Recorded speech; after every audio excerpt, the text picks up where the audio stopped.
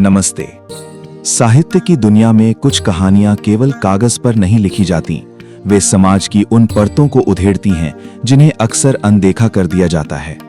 आज की हमारी कहानी भी एक ऐसी ही मिट्टी की महक और संघर्ष की दास्तां है। ये कहानी ली गई है महाराष्ट्र राज्य हिंदी साहित्य अकादमी पुरस्कार से सम्मानित बेहद चर्चित कहानी संग्रह गोधड़ी से। इसके लेखक हैं डॉक्टर सुनील गुलाब सिंह जाधव। डॉक्टर जाधव ने अपनी लेखनी के माध्यम से बंजारा समाज की जीवंतता और उनके जीवन के अनछुए पहलुओं को बड़ी ही शिद्दत से उभारा है। आज की कहानी है रूपा की, एक ऐसी नन्ही जान जिसे जन्म लेते ही उसकी अपनी दादी ने कोसा, जिसे समाज ने अपाहिज माना, लेकिन जिसके भीतर की आग ने नियति के लिखे को ही बदल दिया।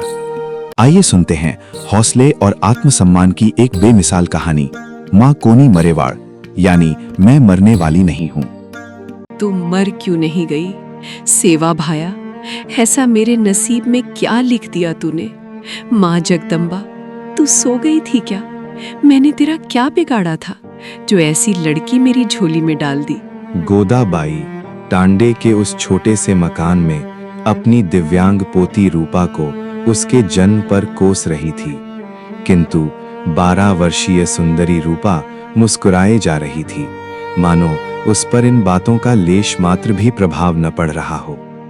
रूपा ने अपना बायां हाथ कमर पर टिकाया और दाएं हाथ की 4 उंगलियों को मोड़कर तर्जनी दादी की ओर तानते हुए कहा, ओ दादी, मेरे सामने तुम सब मर जाओगे, पर मैं मरने वाली नहीं हूँ, देख लेना तू। और हाँ, ये गांठ बांध ले, मैं पढ़ लिख कर बड़ी अफसर बनने वाली हूँ, और तब देखना तू, मेरी शादी भी कितनी धूमधाम से होगी। रूपा की ये बात सुनकर गोदाबाई अवाक रह गई। वो समझ नहीं पा रही थी कि वो रोए या उस पर क्रोध करे। अंततः वो उठी और अंबिया अंबिया रंभा रही गायों को चारा डालने के लिए चली गई।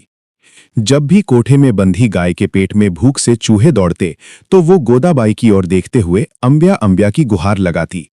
गोदाबाई उसकी भी माँ ही तो थी। 25 वर्ष पूर्व जब विशाल 10 वर्ष का रहा होगा, तब गोदाबाई ने अपनी गाढ़ी कमाई से शहर के बाजार से 500 रुपयों में एक बछिया खरीदी थी। ये उसी की वंशज गाय थी। अपना बच्चा दूध घी के लिए न तरसे, इसलिए उसने उनकी सुख सुविधा का पूरा ख्याल रखा था। विशाल के बापू तो तभी परलोक सिधार गए थे जब विशाल मां के गर्भ में था। उस समय गोदाबाई का गर्भ 8 माह का था। एक दिन जब गोदा का पति खेत में घास काट रहा था, न जाने कहां से एक सर्प आ धमका। कब उसने घास काटते हाथ में अपना हलाहल उतार दिया, पता ही नहीं चला। वो पीड़ा से चीत्कार कर उठा, मुझे सांप ने काट लिया, मुझे सांप ने काट लिया। याडी बापू, मैं मर गया, अब मेरा कुछ नहीं हो सकता, अब मैं नहीं बचूंगा। वो बदहवास सा भागता हुआ उसी अवस्था में घर तक दौड़ा चला आया था। गोदा, गोदा, गोदा, गोदा, कहाँ है तू? गोदा भीतर चूल्हे पर बाजरे की रोटी सेंक रही थी और आग को बढ़ाने के लिए फुकनी से हवा दे रही थी। उसके दूसरे हाथ में गूंथा हुआ आटा था। तभी जैसे ही पति की आर्तनाद उसके कानों में पड़ी। पति की आवाज सुनाई दे रही है।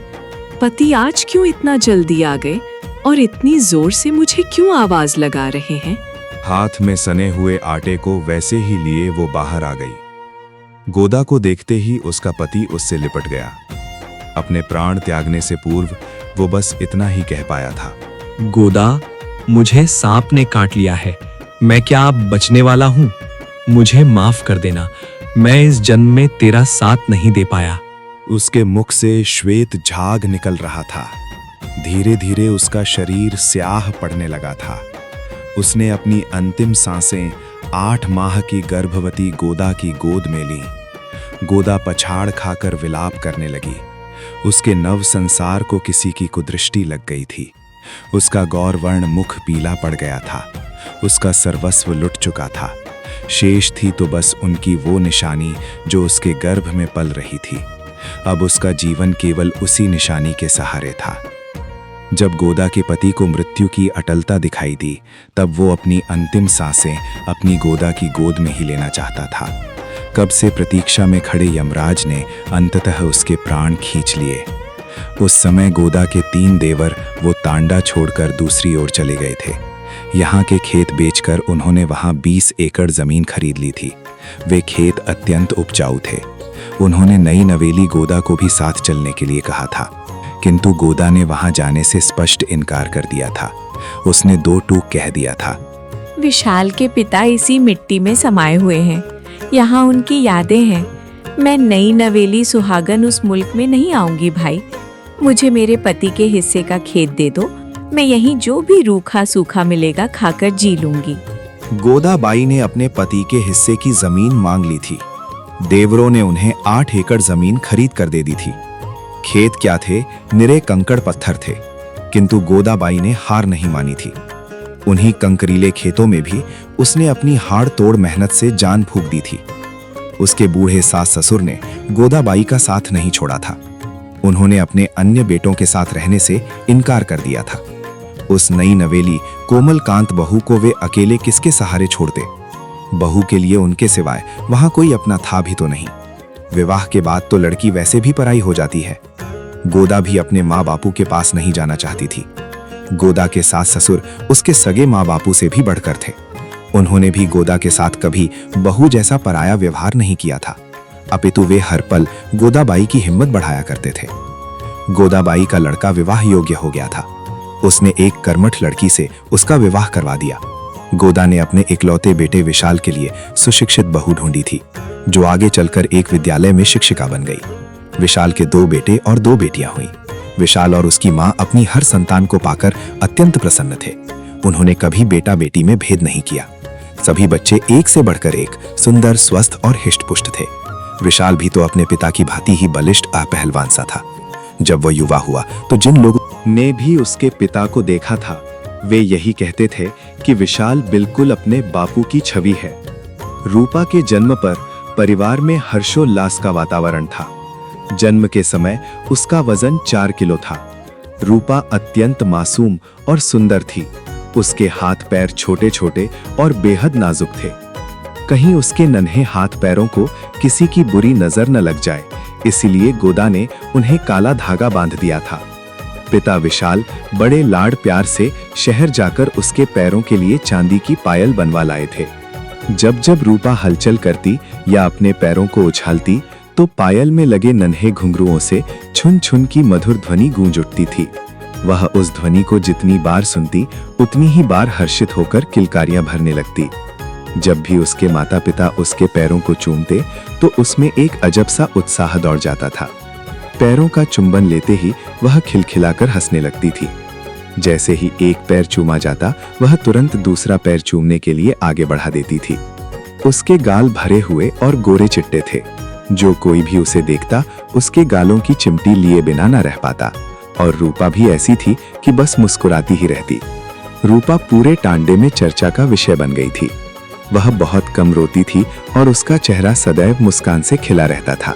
गोदाबाई उसे झूले में लिटा देती और वह निश्चिंत होकर हाथ पैर फैलाकर सोई रहती थी। 2 पेड़ों के बीच रस्सी बांधकर उस पर गोधड़ी गुदड़ी डालकर झूला बनाया जाता था। खुली हवा में पेड़ की छांव तले वो गहरी नींद में सोती थी, मानो उसे खुले में सोना ही अधिक प्रिय हो। दादी रूपा की मूक भाषा और रूपा दादी की बात भली भांति समझती थीं। रूपा को कब उठाना है, कब सुलाना है और कब दूध पिलाना है, ये सब दादी बखूबी जानती थीं। दिन बीतते गए। रूपा ने घुटनों के बल चलना, रेंगना शुरू कर दिया था। जब उसने पहली बार रेंगना शुरू किया तो घर में आनंदोत्सव सा माहौल छा गया था, किंतु धीरे धीरे ये आभास हुआ कि उसके पैर सीधे नहीं हो पा रहे हैं। झूले में रहते हुए इस बात का पता ही नहीं चल पाया था। उसके दोनों पैर घुटनों के नीचे से मुड़े हुए थे। वो जन्मजात दिव्यांग थी या बाद में ऐसी हो गई थी, ये स्पष्ट नहीं हो पा रहा था। उसे झोली में हाथ पैर फैलाकर सोते देख सभी प्रसन्न होते थे। उसे देखकर अक्सर लोग अपनी बोली में कहते थे, अरे माँ, कैसी पसरी हुई सो रही है, कभी सताती नहीं, कभी रोती नहीं, बेचारी चुपचाप पड़ी रहती है। यदि उसी समय उसके पैरों को सीधा करने का प्रयास किया गया होता या करके देखा होता, तो संभवतः रूपा अपाहिज न बनती। अत्यधिक प्रसन्नता ने उन्हें दुख का उपहार दिया था। जब घर में ये ज्ञात हुआ कि रूपा के पैर घुटने से मुड़े हुए हैं, तब उसे अस्पताल ले जाया गया। पहले स्थानीय शहर में, फिर उससे बड़े शहर में। विशाल ने उसके उपचार पर लाखों रुपए व्यय कर दिए, किंतु परिणाम वही, ढाक के 3 पात। चिकित्सकों ने हाथ खड़े कर दिए थे। अंततः सबने पराजय स्वीकार कर ली थी। विशाल का रो रो कर बुरा हाल था। अंत में उसके पास नियति को स्वीकार करने के अतिरिक्त कोई अन्य मार्ग शेष नहीं था। विशाल मन ही मन सोच रहा था, माँ जगदम्बा, मैंने क्या पाप किया था जो तू मुझे ऐसी सजा दे रही है? सजा देनी ही थी तो मुझे देनी थी। इस मेरे कलेजे बच्ची ने तेरा क्या बिगाड़ा था?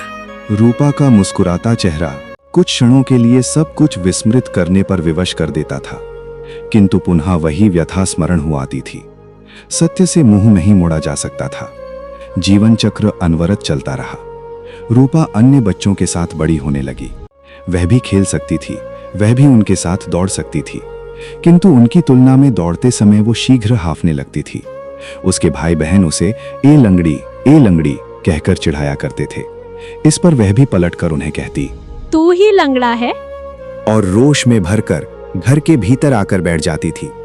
रूपा अन्य बच्चों के साथ विद्यालय जाने लगी थी, परंतु वहां भी उसे ए लंगड़ी कहकर उपहास का पात्र बनाया जाता था। बाहर से मुस्कुराने वाली रूपा अक्सर भीतर ही भीतर क्रंदन करने लगती थी। विवश होकर उसने विद्यालय जाना छोड़ दिया। अब वो घर पर रहकर ही अध्ययन करती थी। बड़ी बहन ने उसे शिक्षित करने का बीड़ा उठा लिया था। उसकी बहन उसे नियमित रूप से पढ़ाया करती थी। उसने तीव्र गति से 12 खड़ी और गिनती सीख ली थी। धीरे धीरे समय व्यतीत होता गया। बड़ी बहन 10वीं कक्षा में पहुंच चुकी थी और छोटी 8वीं में। जब बड़ी बहन साबुन से हाथ मुंह धोकर पाउडर लगाकर विद्यालय जाती, तो रूपा भी उसके पश्चात पाउडर लगाती, आईने में स्वयं को निहारती और समरती। यह सिलसिला दिन में 3-4 बार चलता रहता था। बड़ी को इस बात पर क्रोध आता कि रूपा उसे देखकर ही ऐसा क्यों करती है। वो झुंझलाकर कहती, रुपड़ी, तू मुझे देखकर ही ऐसा कर रही है। मेरा पाउडर लगाना खत्म हुआ नहीं कि तू लगाना शुरू कर देती है। रूपा भी क्रोध के आवेश में बड़ी को खरी खोटी सुना दिया करती थी और तत्पश्चात अपने कमरे में जाकर बिस्तर में मुंह छिपाकर रोने लगती थी। जब से रूपा को इस बात का भान हुआ था कि वो अपने भाई बहनों की भांति सामान्य नहीं है और उसकी शारीरिक अक्षमता के कारण सभी उसे चिढ़ाते हैं, तब से एकांत में उसकी आंखें अक्सर आंसू बहाया करती थीं। पढ़ाई लिखाई में कुशाग्र रूपा का रूप यौवन उम्र के साथ और भी निखरता जा रहा था। रूपा के सौंदर्य की चर्चा तांडे में चहुं ओर व्याप्त थी, किंतु वहां भी रूपा की दिव्यांगता लोगों की सहानुभूति का कारण बनी हुई थी। हर किसी के मुख से यही उद्गार निकलते थे कि इतनी अच्छी गुलाब की फूल जैसी लड़की, चांद सा मुखड़ा, लेकिन ऐसी टांगों पैरों की वजह से मारी गई। भाई, देवी को जरा भी दया माया नहीं आई क्या? क्या करे नसीब का लिखा, कौन मिटाने वाला है भोगने वाले का नसीब। रूपा को लोगों की ये सहानुभूति तनिक भी रास नहीं आती थी। जब भी कोई इस प्रकार दया भाव प्रकट करता, तो वो भीतर ही भीतर आग बबूला हो उठती थी। क्रोध में वो अपने कमरे में चली जाती और अपनी बिल्ली के समक्ष अपना गुबार निकालती थी। गोल मटोल होने के कारण उसने बड़े लाड से बिल्ली का नाम गोली रखा था। घर में एकमात्र वो बिल्ली ही तो थी जो उसे कभी ऐ लंगड़ी कहकर नहीं पुकारती थी और ना ही कभी झूठी सहानुभूति जताती थी। रूपा को वो बिल्ली सर्वाधिक प्रिय थी। वो अपना समस्त दुख, दर्द और पीड़ा उसके समक्ष उंडेल कर रख देती थी। रोते रोते वो आवेश में आ जाती थी। बिल्ली सब कुछ सुनती रहती थी, मानो वो रूपा की सारी बातें समझती हो। एक दिन तो रूपा को अपनी अपंगता पर अत्यधिक क्रोध आया। उसने अपने पैरों को ही समाप्त कर देने का निर्णय ले लिया था। उस दिन उसने कोठे में रखी हुई दरांती उठाई और कमरे में घुस गई, किंतु उसकी हिम्मत नहीं हुई कि वो अपने पैरों पर दरांती चला सके। उसने दरांती को फेंक दिया और कोने में रखा हुआ कुल्हाड़ी का खुला डंडा उठा लिया। फिर वो खट-खट उसे अपने पैरों पर बरसाने लगी। जब वो अपने पैरों पर डंडा चला रही थी, तभी बिल्ली बीच में कूद पड़ी। वो रूपा को रोकना चाहती थी, पर वो बेचारी क्या कर सकती थी। उस क्रोध का शिकार वो भी हो गई। एक जोरदार वार उसके पिछले दोनों पैरों पर लगा, जिससे वो बेचारी डर कर लंगड़ाते लंगड़ाते एक कोने में दुबक कर बैठ गई। उस दिन गोदाबाई और उसका बेटा खेत गए हुए थे। माँ और भाई बहन स्कूल में थे। शाम को जब गोदाबाई खेत से लौटी तो देखा कि रूपा कहीं दिखाई नहीं दे रही थी। उसने देखा कमरे में रूपा अचेत सी पड़ी हुई है। उसके पैर लहूलुहान हैं और एक हाथ में कुल्हाड़ी का खुला डंडा है। गोदाबाई जोर जोर से विलाप करने लगी। रूपा, ये क्या कर दिया तूने? गोदाबाई ने रूपा का सिर अपनी गोद में ले लिया। रूपा अचेत थी। उसकी इस अवस्था को देखकर गोदाबाई को अपने पति की स्मृति हो आई। उसके पति ने भी ऐसे ही दम तोड़ा था। गोदाबाई के होंठ सूख रहे थे, हृदय बैठा जा रहा था। मन आशंकित था कि कहीं रूपा अब। गोदाबाई ने रूपा के मुख पर पानी के छींटे मारे। रूपा में कुछ हलचल हुई तो गोदा की जान में जान आई। रूपा ने आंखें खोली तो पाया कि वो अपनी दादी की गोद में है। उसने दादी को देखकर रोना शुरू कर दिया। दादी, माँ जगदम्बा ने मेरे साथ ऐसा क्यों किया? मेरी टांगों ने क्या किया था? मैं तुम्हारी तरह सामान्य क्यों नहीं हूँ? मुझे मेरी टांगें सीधी करनी थी। और दोनों हाथों से मुंह छिपाते हुए वो फूट फूट कर रोने लगी। दादी ने रूपा को अपने गले से लगा लिया और उनकी आंखों से भी अश्रुधारा बह निकली। जब वो कुछ शांत हुई तो दादी उसे समझाते हुए कहने लगी, रूपा, इस दुनिया में ऐसे अनेक लोग हैं। किसी के हाथ नहीं है तो किसी के पैर नहीं, कोई नेत्रहीन है तो कोई चल फिर नहीं सकता। तू इन सब से बहुत अच्छी है रूपा। तू चल सकती है, तेरे हाथ सलामत हैं, तेरी दोनों आंखें सही सलामत हैं। तू दिखने में भी रूपवान है और पढ़ने लिखने में भी कुशाग्र है। तो तू ही बता बेटा, तुझ में किस बात की कमी है? हाँ, माना कि देवी ने तेरे पैरों के साथ इंसाफ नहीं किया, पर तू उनकी ओर देख जो पूर्णतः अक्षम है। उनकी ओर मत देख जिनके हाथ पैर और नैन नक्श ठीक है। उनकी बातों पर भी तनिक ध्यान मत देना। रूपा, क्या तुझे पता है कि लोग दिमाग से भी अपाहिज होते हैं? तेरा दिमाग तो सरपट दौड़ता है। दादी की बातों से उसमें नव उत्साह का संचार हो गया था। अब वो स्वयं को बहुत हल्का महसूस कर रही थी। रूपा ने उस दिन अपनी दादी से वादा किया कि वो अपने पैरों पर खड़ी होगी। वो किसी पर बोझ तो नहीं थी, पर उसने ठान लिया कि वो भविष्य में भी किसी पर भार नहीं बनेगी। वो आत्मनिर्भर बनेगी। उस दिन उसने अपने मन से ये हीन भावना निकाल दी थी कि वो अपाहिज है। पर अब गोली रेंगते हुए चल रही थी। रूपा ने अपनी जिद और लगन से शिक्षिका बनने की पढ़ाई पूरी कर ली थी।